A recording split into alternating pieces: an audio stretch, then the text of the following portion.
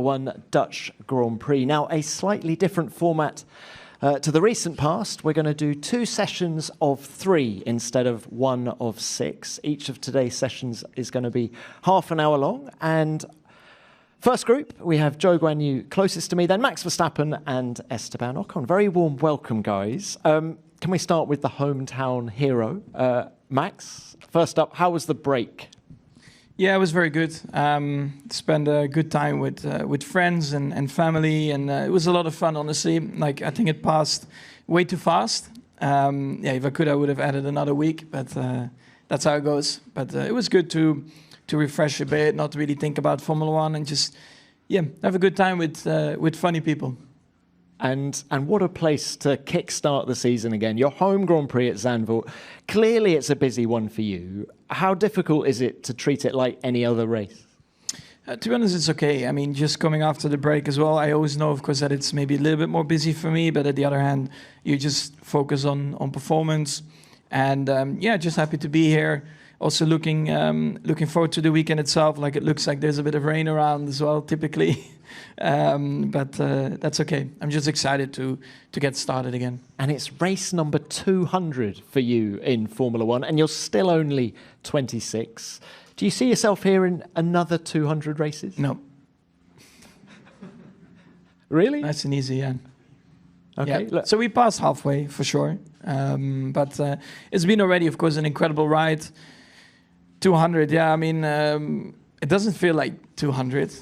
But of course, we're doing a lot of races now in a year, so you add them quite quickly. Can you pick one highlight from the 200 or the 199 so far? Honestly, I think winning your very first race, that is always very emotional, because you dream of that when you're a little kid, to be on the podium in F1, and then being on the top step, I think is always very special. Winning your first championship, these kind of things, they will always be something incredible that I will, look back at after my career. 2 highlights, yeah. All right, and what about this weekend? You're unbeaten at Zandvoort, 3 wins from pole.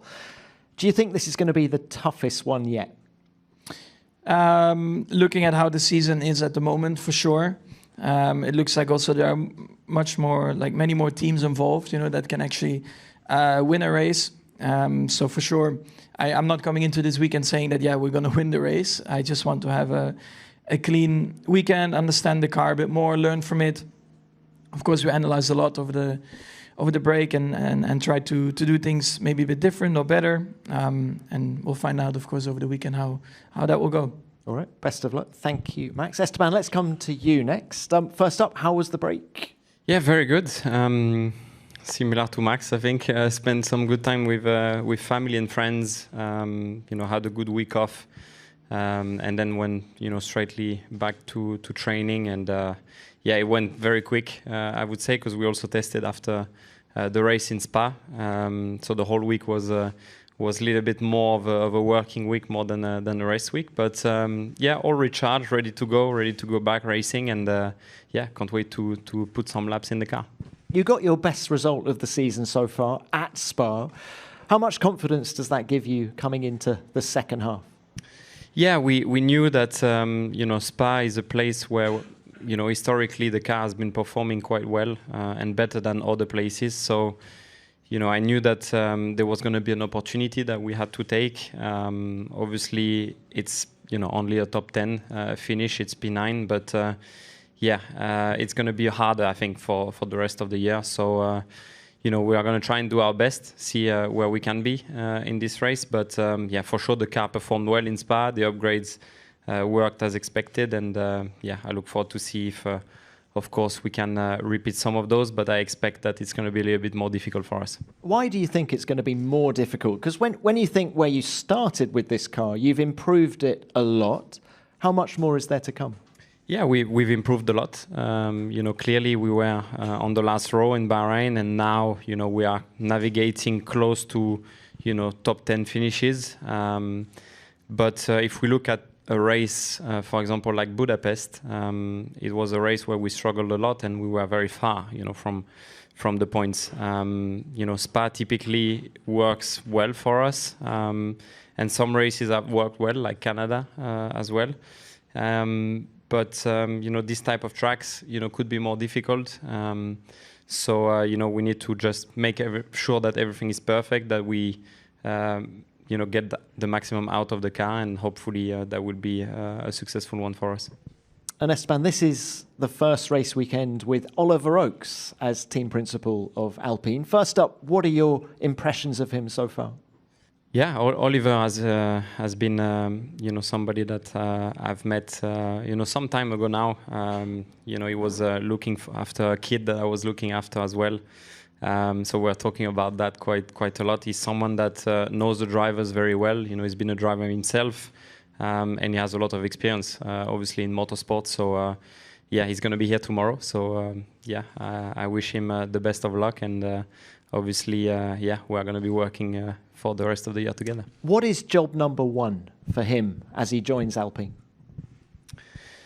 Well, he's going to have a lot for sure, a lot of work. Ahead. Joining mid-season is not an easy task, but he's somebody of such a caliber that I'm sure he will find his way very quickly. All right, thank you. Best of luck to you Thank this you. weekend. Joe, coming to you. First up, the break. How was it? Yeah, it was good. I mean, same to the others. Had a good time. I went back to home because obviously I love spending time home, and that's what I've been missed during the season. So just had some great time with family and friends, and had a fun, let's say, 2 weeks back in Shanghai. And how do you view these last 10 races? Sauber is the only team yet to score a point this season. Is the C44 more competitive than the results have shown so far?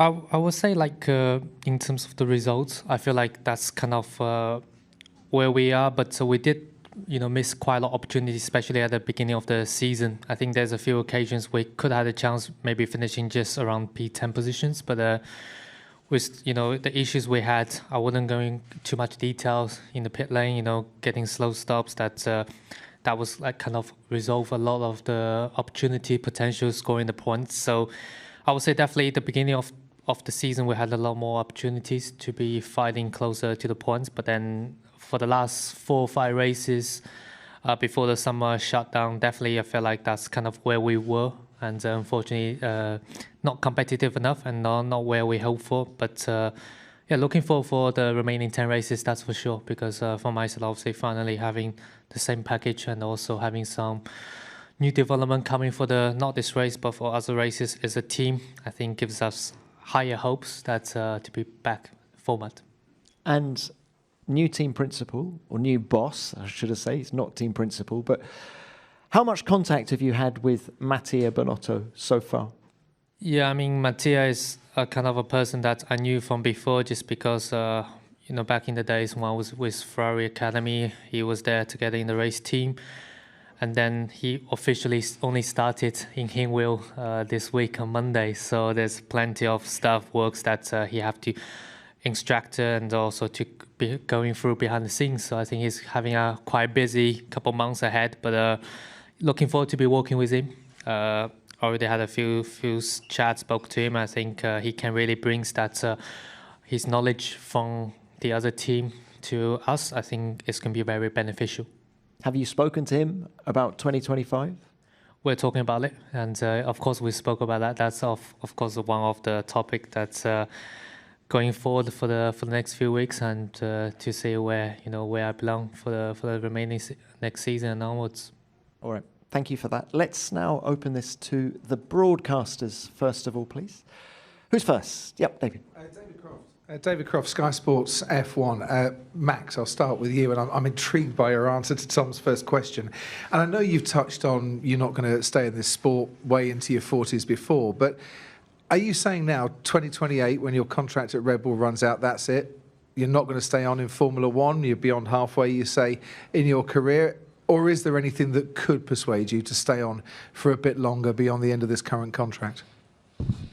I mean, of course, 28 is still very far away, but in my mind at the moment, I'm not thinking about a new contract at the moment. I just want to see how it goes. Also see the new regulations first, if it's fun or not.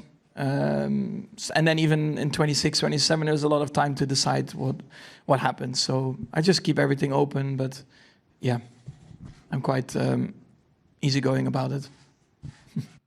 Thank you, Max. All right, next one. Yeah. Felix Görner, RTL. Question to Max. Max, what do you think, who is your main rival for this season championship? Is it Lando? Is it Oscar? Is it Charles? Who is the main contender?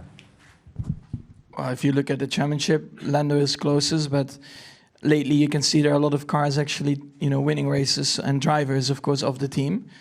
So it's just very unknown. I mean, it's very close, and yeah, attention to detail and getting the car in the right operating window can really make a difference. With so many teams and cars that close. So yeah, we'll see what happens. I mean, it's very difficult to comment on that right now.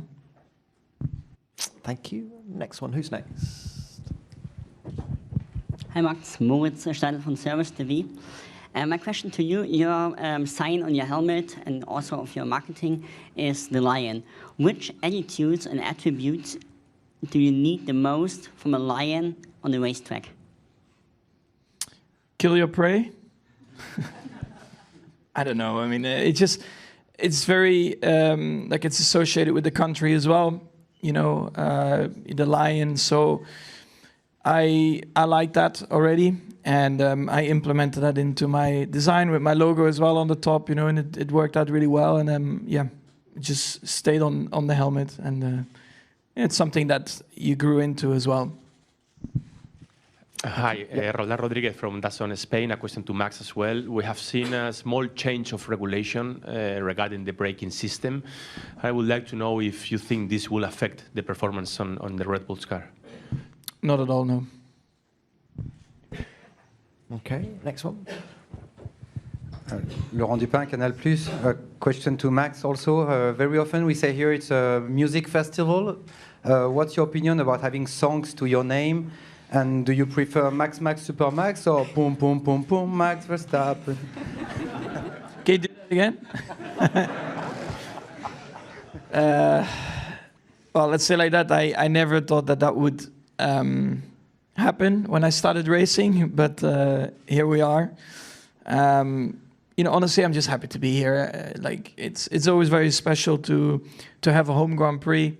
Also, the track layout itself is really cool to drive, so I'm just enjoying the moment. It's of course also very enjoyable to see people happy and having a great time and just enjoying the weekend. So then it doesn't really matter about the songs or whatever. Mara San Giorgio, Sky Sport Italy. A question to Max. So far you have always won here. You are totally a hero for your country. Will be a defeat here harder to accept for you? Not really. I mean, you just have to be realistic. If you can win the race, of course you go for it. If you don't have a chance, then it's very simple. You don't deserve to win. You move on and you try to do better. So for me, we just have to wait and see where we are throughout the weekend. I also don't know. Of course, let's say last year coming here, I was a lot more confident that we had a big chance of winning the race, but that's how the season is already. It's a lot more competitive, and from our side, I think we're still trying to improve, trying to find a better car balance, and hopefully, we can start here to find a better balance. Max, would you prefer the race to be wet or dry? Doesn't matter. Okay. All right, next one. Yep. Diego Mejia, Fox Sports Mexico. Question for Max. Starting the summer break, we had the news that Jonathan Whitley is leaving Red Bull to join Audi. I just wanted to know if it was a surprise for you, and what do you think about the team maybe losing one of its main guys? I mean, of course, you hear about it even before, of course, things get announced. But at the end of the day, I have a great relationship with Jonathan, and it always will be like that anyway, even if, of course, he's moving to a different team, but it's a different opportunity for him and also a different role. Sometimes, of course, it's also a bit of a new challenge, right? So there are no hard feelings or whatever. I'm happy for him, that he gets that opportunity. Of course, he will be missed within the team, but of course, as a team, we also have to look at the future and move on from that. And we still have to see how we're going to fill in all the roles that Jonathan currently has. But I'm also happy for him. It goes both ways, and the team is, of course, also very thankful for what he has delivered for the team. So yeah, there are no hard feelings at all.